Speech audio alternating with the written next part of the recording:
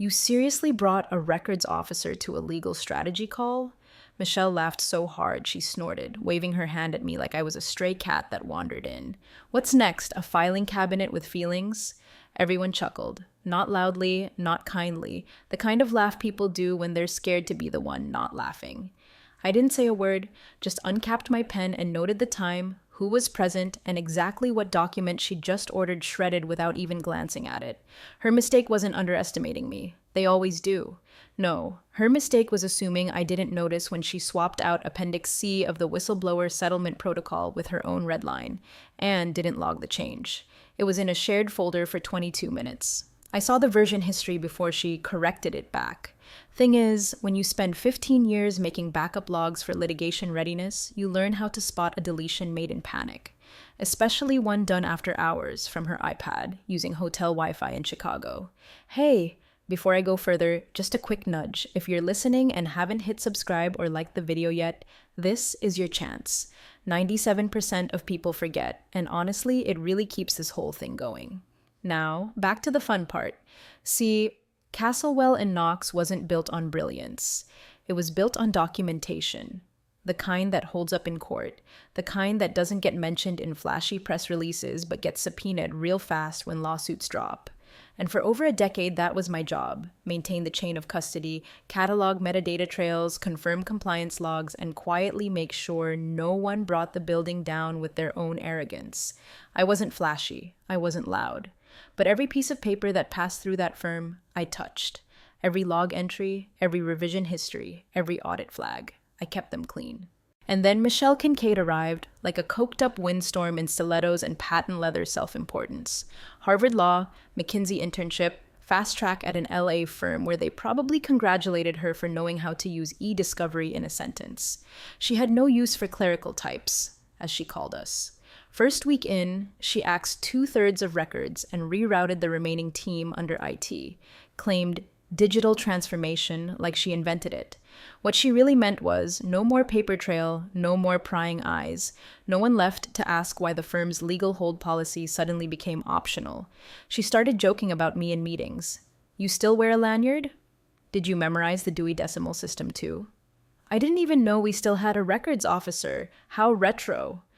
Once, during a quarterly risk review, I raised a concern about a missing attestation on a client compliance cert. Michelle grinned and said, "We'll just find a better version, won't we?" The room laughed again. That kind of laugh people do when someone powerful lies and dares you to say something. So I stopped talking. I started archiving. I created an offline encrypted ledger with every red line Michelle made to our legal disclosures. I timestamped everything through an external vendor, notarized when necessary, not because I wanted to take her down, because I knew she was going to do it to herself. She made me transfer my internal oversight credentials to her paralegal, claimed streamlining. What she didn't know was that I'd already mirrored the compliance server through a federated logging tool that predated her entire team. I didn't need access anymore. I had access, the kind no one notices until the lights flicker and the emergency exit signs come on. HR called me in quietly 2 months later, said I was being transitioned to logistics. Michelle signed the notice with a glitter pen. I didn't argue, I nodded, packed up, moved to a cubicle next to the janitor's closet. No door. No nameplate, no budget. But in my bottom drawer was a stack of notarized metadata logs, printed on acid-free paper, time-stamped with integrity keys tied to our disaster recovery protocols. And I waited, not for her to slip, for her to strut right into the fire. The memo came through on a Friday at 4:46 p.m., classic coward's hour. Effective immediately, it read, the Records and Compliance Support Unit will be consolidated under Digital Ops. All physical archives to be liquidated by end of quarter. Staff reductions to follow.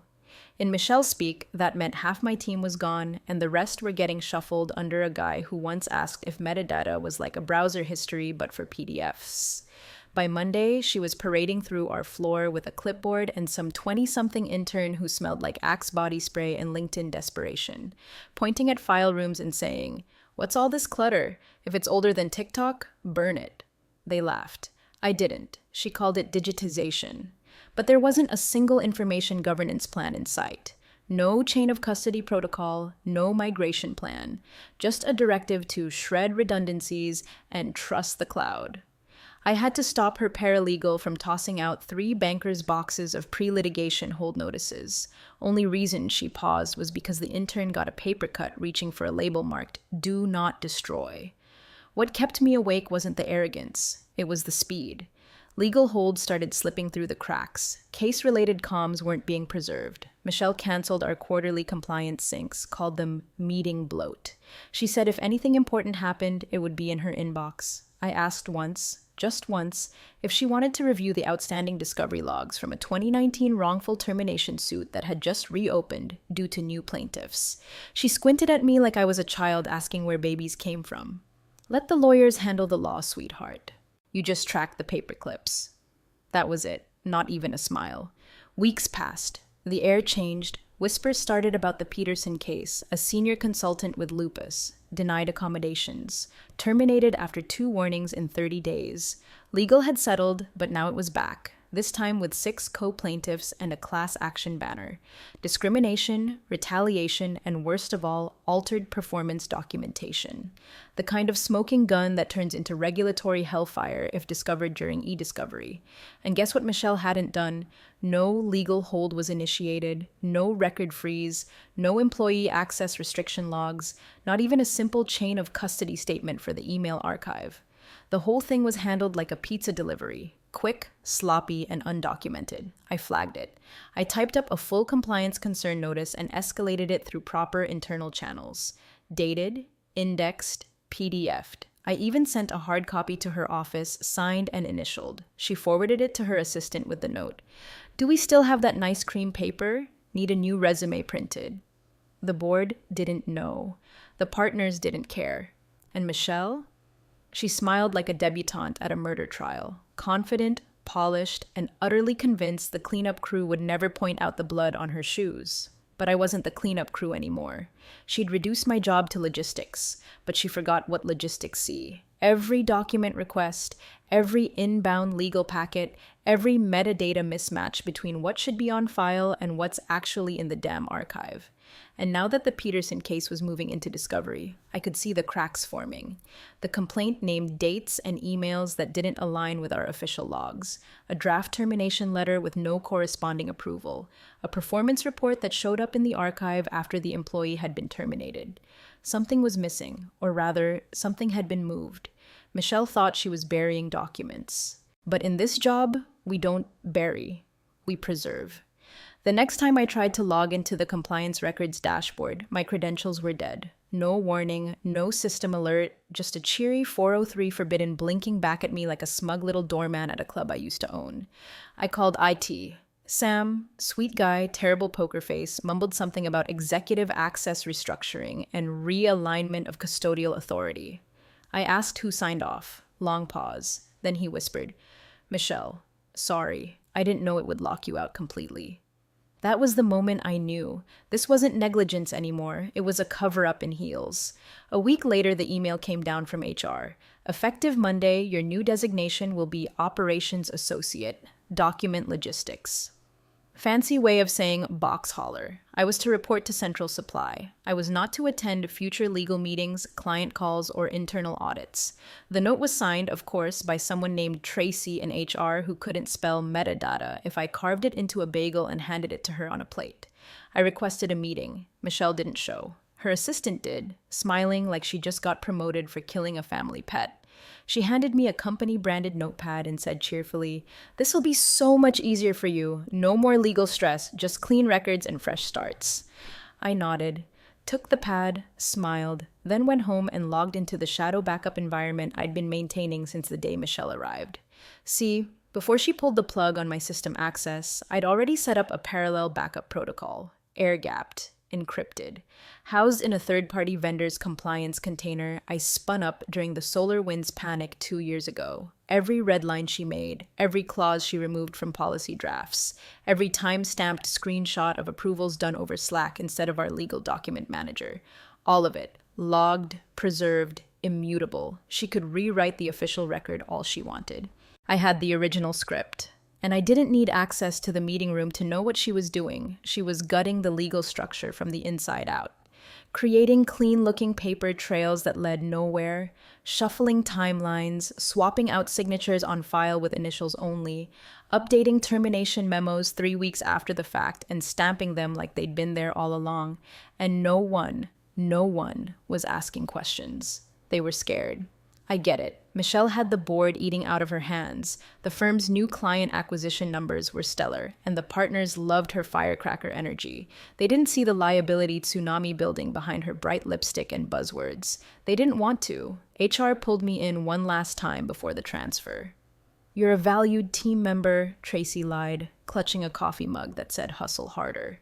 "But this is a strategic reorg. Michelle's streamlining legal ops, and honestly, you're over-indexed on process. Sometimes it's better to let the past be the past. Let it go." I looked her right in the eye. "Did you know Appendix 6C still lists my name as custodian of record?" She blinked, then frowned. I don't think that matters anymore. Michelle's reassigning roles. It's just paper, right? Just paper. That's what they always think, until the paper starts talking. I accepted the transfer, quietly. Boxed up my things, walked down to the logistics office, and smiled at the new guy from inventory who showed me my desk wedged between a water cooler and a jammed paper shredder. "You're the records lady, huh?" he asked, chuckling. "No," I said, sitting down slowly. "I was the records lady." Then I pulled out a small encrypted drive from my coat pocket, plugged it into my laptop, and watched as Michelle's entire streamlined legal structure unfolded in raw, time-stamped detail. Every change, every lie, every deletion. She thought she'd buried me, but I wasn't gone. I was underground. The first time I saw it, I thought it was a mistake. A compliance notice dated February 12th, referencing an email chain from March 3rd. At first glance, it looked like a typo. But Michelle didn't do typos. She did edits, surgical ones, meant to pass just under the threshold of scrutiny. She'd started backdating compliance memos, quietly. A little shift here, a little fudge there, just enough to make her story work. Legal hold notices that were supposedly sent out the day a claim was filed, except the send timestamps didn't match the actual server logs. Performance reviews that miraculously aligned with terminations, except the PDFs had no creation metadata, just a printed signature page scanned and stapled to a blank memo shell. Case logs with version 1 footers, but I'd already seen version 3 2 weeks earlier, and no one questioned a thing. I didn't raise the alarm. I'd done that already, once. It got me demoted and sent to logistics like a misfiled invoice. So instead, I documented. Silently, thoroughly, ruthlessly. I made it routine. Each day after work, I'd go home, boot up my personal system, completely offline, air-gapped, nothing fancy, and mirror every document I'd quietly saved. Encrypted file vaults, SHA 256 checksums, immutable timestamping. Every single altered memo got a before and after comparison saved. Every unsigned redline Michelle pushed through Slack or Teams chat was converted to PDF, hashed, and then notarized using a third-party timestamp authority out of Zurich. They don't ask questions in Zurich. I didn't try to interpret what she was doing. I just made sure it couldn't be denied. She liked to think the metadata would cover her tracks, that deleting something from the shared drive and uploading a final copy would make the interim versions vanish like ghosts. But anyone who's worked in records long enough knows. It's not what you upload, it's what the server remembers. And what I remembered was a 2-week gap between when the performance review for the Peterson lead should have existed and when it magically appeared fully signed 2 hours before our internal audit. Michelle's brilliance wasn't in what she changed, it was how she timed the changes. Right before internal review, right after board sign-off, late Friday uploads, early Monday deletions. She was playing chess with a blindfold on and still winning because no one at the table had the guts to call her out. Except me. But I wasn't calling, I was writing. Every inconsistency became an entry in the ledger. I kept a rolling file, titled Maintenance Log 47C in the most boring format imaginable, tracking every modified case log, every shredded file not cleared by policy, every legal memo with changed authorship. And I had proof. Time zones, IP addresses, deleted Slack threads Michelle didn't know had been archived in a compliance sandbox I personally set up in 2017 and never told her about. I burned nothing. I changed nothing. I just watched. The Peterson case was gaining momentum, now up to 5 plaintiffs and whispers of a sixth. Discovery requests started showing up with strange urgency. Michelle was redacting before legal had even reviewed. Court filings began contradicting our internal records. Counsel was blaming technical delays. Michelle smiled through it all, waving her hands like a stage magician mid-trick. But backstage, I had the mirrors. I archived everything, not because I wanted to hurt her, but because someone had to remember what actually happened. I wasn't building a case, I was preserving the truth. And when the day came, and I knew it would, that someone finally asked where the real records were, I'd be ready, not to speak, just to submit. The email hit just after 6 a.m. with a subject line so clean it screamed trouble. Notice of filing, case 22 CV 739. 7 names. I didn't recognize all of them, but I didn't need to. The lead plaintiff was Peterson, and the firm name was bolded in the first paragraph like a gunshot. Class action, allegations of discrimination, retaliatory termination, and there it was, falsified employment documentation. They weren't just going after back pay or a public apology. They wanted punitive damages, structural audit, federal oversight, words that make partners piss their suits. By 9 o'clock, the partners were already circling the wagons. Michelle called an emergency internal alignment session, firm code for how do we spin this before it hits the press. She walked in calm, confident, like she was hosting a brunch, not standing ankle deep in legal gasoline. Everything's documented, she kept repeating, like a spell. We've maintained proper discovery logs. Records are in order. Our protocols are defensible. Only one problem. They weren't. The subpoenas arrived the next morning. Internal HR files, termination memos, email archives, access logs, performance reviews, and most damning, compliance certifications for the disputed terminations. They wanted policy history dating back 5 years. Every change, every approval, every signature. Michelle told the board she had it handled. She didn't mention she'd shredded 2 boxes of pre-2020 HR policy memos last quarter, or that she'd edited the compliance certifications last minute before the system purge, or that half the performance reviews had no metadata trail left. Just ghost files saved under generic file names like employee, doc, final, v2. Then came the moment I'd been waiting for. In a preliminary filing review, the court issued a discovery clarification. Submit, by end of week, the full name and position of the record's custodian of record as listed in firm compliance documentation and regulatory filings. There it was, my name, still legally tied to the position Michelle thought she'd erased with a demotion and a glossy memo. She could strip my badge, cut my meetings, reroute access, but she hadn't bothered to amend the actual corporate charter, not the one filed with the state. Not the one the court was using. When the notice came through legal ops, you could feel the oxygen drop in the office. One of the junior paralegals stammered something about, wasn't that title reassigned? Michelle didn't answer, just stared at the page like it had called her bluff out loud. They tried to update the custodian designation that afternoon, but Castlewell's regulatory filings had already been cited in court, and court deadlines don't care about internal reorgs. I watched from my corner cubicle while Michelle held a closed-door call with the partners. She gestured wildly through the frosted glass. Someone slammed a binder. The door opened once, just long enough for her to bark at her assistant to find the original records protocol binder. There wasn't one, because she'd shredded it. I still had the backup. The next day, an envelope arrived in my logistics inbox, hand-delivered. No label, inside was a single sheet of paper. Per court request, please confirm acknowledgement of custodian duties and readiness to appear if called. No signature, no smiley face. But I recognized the initials typed in the footer. And the timing? Perfect. I folded the paper, slipped it into my archive binder, then turned off my screen, locked the encrypted drive in my drawer, and walked to the break room for a coffee. Let them panic. The show hadn't even started. Who is the custodian of record for all internal files listed under Exhibit C? The courtroom didn't creak. It didn't groan. It held its breath. Federal court isn't like TV. It's cold, carpeted in tension. Every cough feels like a betrayal. And Michelle, sitting polished in a navy suit worth more than my annual budget, was already blinking too fast. Her lead counsel looked like he'd swallowed a brick. Opposing counsel had their pens up, waiting. The judge, an older woman with a voice that could cut steel, wasn't smiling. "Counsel?" she repeated, eyes narrowed. Michelle's lawyer cleared his throat. Your Honor, we believe record custodianship was reassigned during an internal restructuring. We're working to clarify. The judge cut him off. Ms. Ellery Adair was listed on your SEC compliance filings for 3 consecutive years as the record's custodian of record. Is that still accurate? My name, clear, final, no mispronunciation, no hesitation. Michelle froze. Her fingers tightened around a pen that hadn't moved in 10 minutes. Her lawyer started to mumble something again, but it didn't matter, because I stood. The sound of the chair scraping the floor might as well have been a cannon.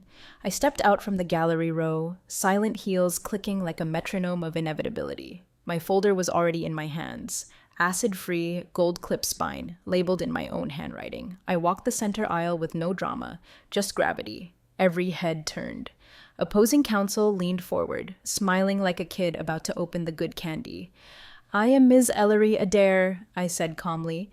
Records custodian of record. I have brought notarized logs corresponding to Exhibit C. The judge nodded once. Approach. I handed over the file, gloved fingers brushing the polished wood of the bench. Inside, full notarized copies of all policy documents, redline change trails, metadata exports, access logs with hash validation, and a sworn statement of chain of custody integrity. I'd had it notarized 2 months ago. I'd been waiting. The judge flipped to the second page, read silently for maybe 8 seconds, then looked up. These entries contradict several of the submissions made by your counsel, she said, turning to Michelle's side of the aisle, including material dates and authorship of compliance documentation. Michelle didn't blink, didn't breathe. Her attorney cleared his throat again. Your Honor, if I may, you may not. The judge's voice dropped to a level that echoed without volume. This court finds the record's custodian credible. Further analysis of these discrepancies will proceed under court supervision. Miss Adair, thank you. You may return to your seat, for now. I nodded once, returned to my row, and sat. Michelle finally moved. She whispered something sharp into her lawyer's ear. His face didn't change, just sagged, like someone realizing the fire they ignored was already behind the walls. Opposing counsel lifted a fresh yellow legal pad, uncapped a pen, and wrote 3 large letters in black ink. Got her. I didn't smile. I didn't smirk. But in that moment, the temperature in the room changed. No more polite dismissal, no more condescension, no more jokes about filing cabinets or obsolete roles. They saw me now, not as the girl in logistics, not as the box mover, as the record. And the record had spoken. The moment the judge's clerk confirmed receipt of my notarized logs, it was like a crack running silently down the foundation. You couldn't see it unless you knew where to look. But I did. I knew exactly which beam Michelle had cut when she thought no one was watching. By Thursday, opposing counsel had weaponized my submission like a scalpel. The first audit trail I'd included, a backdated legal hold marked Sent 2-3 that the server log showed wasn't even generated until 2/17, landed like a wrecking ball. They compared it to the original staff email dump. No hold ever issued, no archive preserved. But Michelle's printout bore her digital signature. Strike 1. Then came the shredded memos, 4 performance reviews with identical formatting, metadata stripped, and scanned in at 300 dp from the same copier in Michelle's suite. My logs showed earlier drafts, redlined, unflattering, and dated before the formal complaints were filed. Versions that would have blown the firm's defense apart. Versions that no longer existed, except they did. In my file. Time-stamped, verified, immutable. Strike 2. Then came the Slack threads, those casual chats Michelle insisted were informal and therefore non-substantive. I'd captured them during my silent archive sweeps, threads where she directed her assistant to clean up timelines, delete notes from partner calls, and upload friendlier versions of personnel memos before discovery. She'd even added a wink emoji. Strike 3. When the judge ordered a preliminary hearing to evaluate the evidence chain, I wasn't invited as a courtesy. I was summoned as a record. I sat beside the court reporter, my binder open, my hand resting on the affidavit. I answered every question with the same tone I used to use logging shredding orders. Flat, accurate, and undistracted. Michelle's defense strategy shifted from confidence to confusion. She claimed she wasn't aware of changes, that documents must have been misfiled, that perhaps there was external tampering. Her attorney floated the idea that maybe a disgruntled former staffer with access had altered the chain. I leaned forward, pulled out a printed log, and pointed at her username in the approval trail. Date, time, IP, location, her hotel in Chicago. Silence. The judge finally looked up, glasses low on her nose. Miss Kincaid, do you dispute this entry? Michelle opened her mouth, closed it, opened it again. No, she said quietly. I do not. The court thanked me, not ceremonially, not with applause, but with precision. Ms. Adair, your documentation has proven essential to the court's understanding of this matter. Please prepare the remainder of your files for formal evidentiary submission. That was it. No handshakes, no hugs, just the truth. Printed, notarized, confirmed. Back at the office, Castlewell and Knox walls began to buckle. Insurance called to flag potential breach of policy coverage due to known but undeclared misconduct. 2 clients requested discovery certification reviews, meaning they no longer trusted anything signed by Michelle. The board called an emergency meeting. I wasn't invited.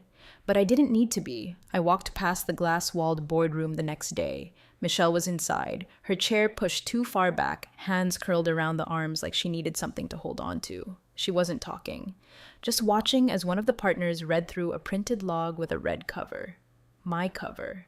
It wasn't revenge, it wasn't victory, it was accuracy. Cold, documented, unavoidable. The same way I used to catalog missing 3-hole punches and half-filled toner logs, I had chronicled the undoing of a woman who thought erasure was power. But memory doesn't live in meetings, it lives in records, and the record was now permanent. It was a little after 8 p.m. when my phone buzzed. I was still at home, sitting cross-legged on the floor of my apartment, binder open on the coffee table, flipping through tabs like they were old yearbooks. The adrenaline had long since faded, replaced by something quieter, heavier, the hum that follows a storm, when the damage settles and no one's talking. But everything's changed. I didn't recognize the number. Thought about ignoring it, then saw the area code, DC. I answered. A man's voice came through, low, amused, and sharper than I expected. Is this Ellery Adair? He asked. Yes. A pause, then a chuckle. You're the one who nuked Castlewell's entire defense with a metadata trail? I didn't reply. Let the silence speak for me. I'm Warren Patel, he continued, senior partner at Rendell Wexler. You just made our week. That got my attention. Rendell Wexler, one of the oldest, most feared firms on the East Coast. Full of people who don't laugh much and don't lose often. I'd seen their logo on the opposing filings. They were the kind of firm who cross-referenced timestamps in their sleep. Warren exhaled like he was still riding the high. I have to ask, he said. That binder you handed over, was it real-time archive or retro-built? Real-time, I replied. Redline snapshots, encrypted backups, notarized weekly, time-stamped by a third party out of Zurich. He laughed again, this time louder. Jesus, and they had you moving printer paper? I didn't say anything. You ever think about building from the top, Ellery? He asked. Not just cleaning up after everyone else's mess? He let that sit.